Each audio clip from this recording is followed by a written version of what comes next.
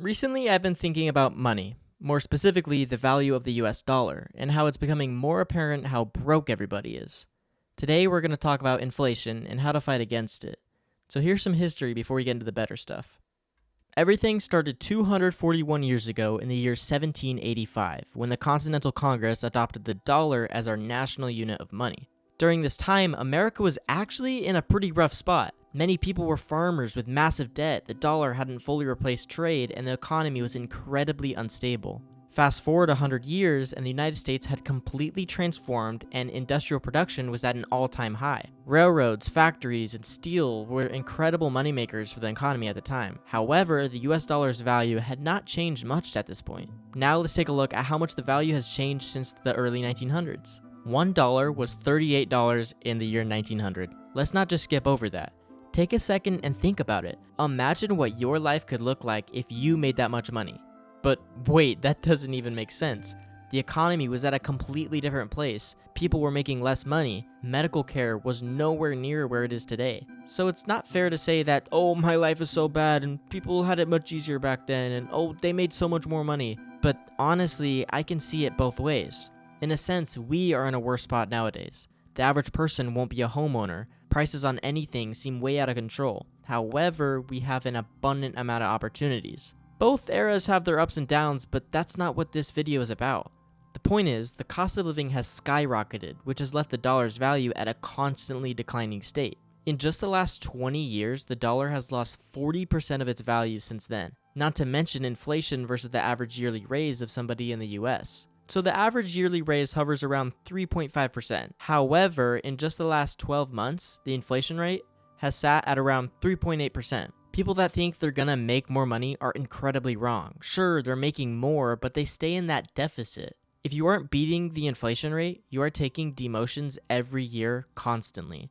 You might be wondering, why is inflation a thing? Well, there's two explanations. Number one is that when demand starts to outpace supply. You see that when products become valuable because there aren't many of them. Same thing when production costs increase and they need to change their profit margins to meet their quotas. The second explanation: money. The government loves their money, and what better way to do it than making everyone struggle to live? Now, who knows if that's true, right? But the important thing is that you have to do what you can to fight against it.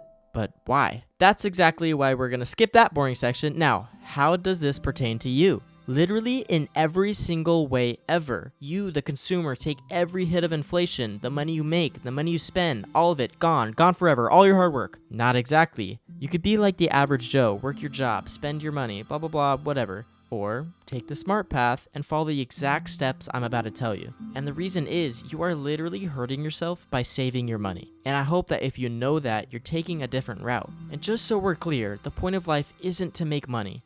But unfortunately, that's what it's come to, so might as well take the smartest path while you're here. What does hurt you, however, is making money or your car the center of your life. I'm talking to a certain person. Well, to dumb it down, because no one wants an elaborate plan, right? There's three main things you can do. Number one, the most boring and effective route, invest. Whoa, crazy topic no one's ever heard of. Yes, open up a Roth IRA, invest in a low-cost index fund, tons of tutorials out there, and wait till you're 65. Everyone should do this. I don't care if you're rich, it's a no-brainer. There's so many different ways to take this route. The easiest and honestly one of the most effective is to set up this one account. Number two, seek a higher salary. People may call this job hopping, and it definitely depends on what stage of life you're in, but this can be a great way to fight against inflation. However, as we know, the job market is getting slightly cooked, so this may be a little harder to follow. Waiting for raises may be too slow and not quite be enough to combat inflation. So hopping around to different companies is a great solution. Also, adding to your resume in the process. And one more thing on top of that, I feel like to go one more step, take opportunities to make money when you can. An odd job here and there. Start a YouTube channel, really anything. Number three, actively avoid high interest debt and pay it off as much as you can. Simply put, paying off debt will more often than not make you more money than investing. If the debt is under 8%, I would probably say stick to minimum payments and invest your extra cash. However, if it's above that number, you're gonna get a better return paying that stuff off in the long run. Imagine you've got a card with 27% interest. You're probably not gonna make that from the stock market. There are times when it's best to cut back on using credit, especially when you're bad at making payments, and things are just more expensive in general during times of inflation. In turn, tightening your paycheck and allowing your debt to compound more and more. I think one of the most important parts of modern day living is finance, right? You need to care about how your money is being affected and what it does past that. You don't even need to know the history or how investing actually even fully works. You just need to start putting money into the market and follow a couple lifestyle steps, and it'll carry you very far. Ignoring this part of life only hinders you in the future, so focusing on these types of things saves you from massive headaches in the future. But wait, guys, I forgot the fourth and most important step to protecting yourself against inflation. Overthrow the government, create your own currency, create a civilization, and never look back. Have a good day.